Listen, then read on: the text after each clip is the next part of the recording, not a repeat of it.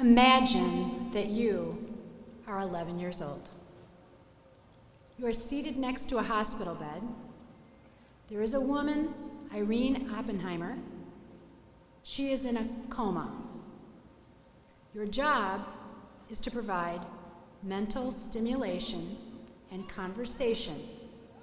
You do this every Saturday morning for the next 3 years. You've been volunteered. It's an unusual responsibility, and it's scary. On Saturday mornings, your father drives you to their home. You use that time to organize your thoughts. What would an 11-year-old you share? Many of my stories involved riding my bike around our neighborhood, and one day, my best friend Lori and I wanted to buy candy. We got permission to ride our bikes far away to White Hen Pantry, and it was there that I had my first Bullseye caramel candy.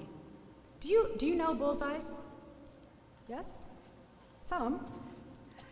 Chewy caramel, a creamy vanilla nougat. It melts together like pure bliss in your mouth. The next day was Saturday. I wanted to tell Mrs. Oppenheimer about this candy. But is it cruel to tell someone about something they cannot eat? Oh, should I tell her? Should I not tell her? Debating all the way there.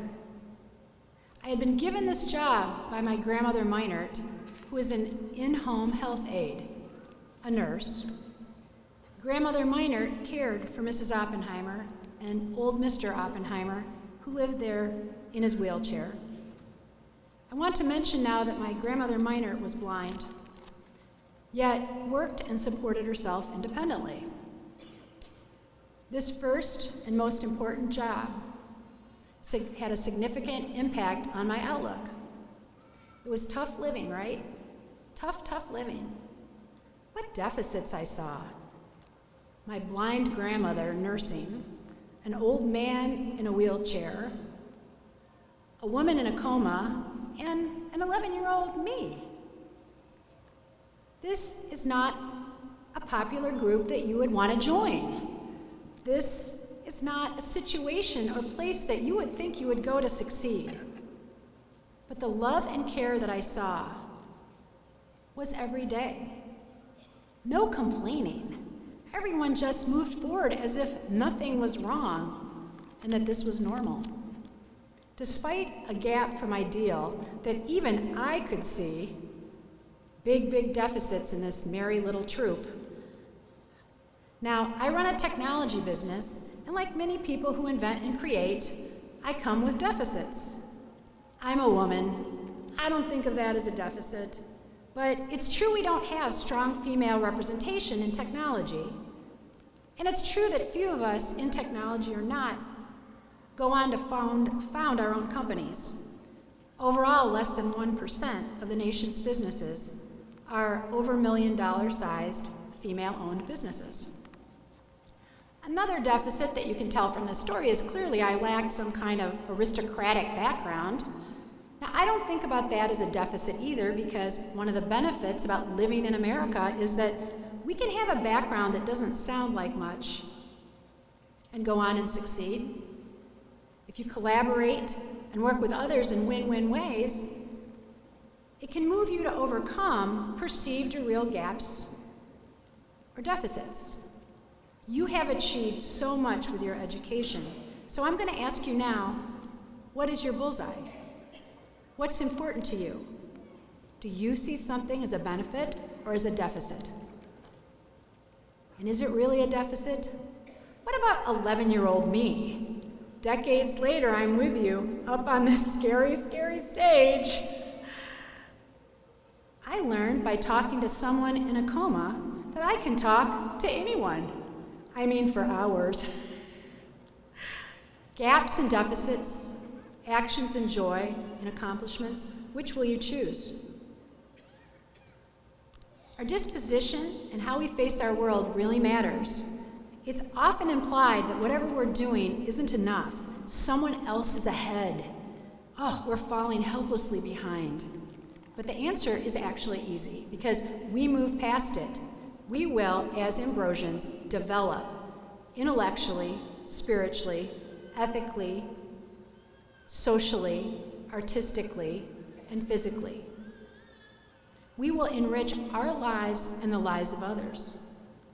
That is from our St. Ambrose mission statement. Words to live by. We can stay on our mission, our own bullseye, and ignore the secular advice of the world.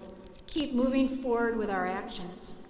Without saying a word, Mrs. Oppenheimer, my silent friend, changed my perspective. It's popular now to see images of the world and of people's complete success that seems instantaneous, TikTok social comparison that focuses on our gaps and not our strengths. I can volunteer to you that comparison is the thief of joy, and it can steal yours if you let it. I mentioned deficits when I started, and I will boldly tell you the story I shared with you was one of success because we moved past deficits. Ignore them.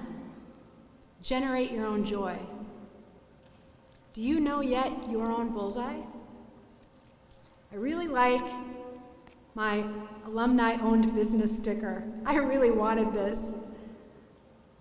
Almost half of our employees are St. Ambrose graduates. That's another bullseye. The horizon is yours, straight ahead. We all know what happens when you look left or right and you're driving a car.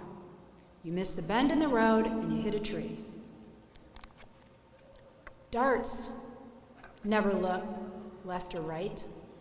A dart flies a straight line. It focuses on its bullseye. You are prepared. My gift to you is a sweet morsel of inspiration today in recognition of our time here together. As you walk across the stage to receive your diploma, please take a bullseye. Congratulations, class of 2022.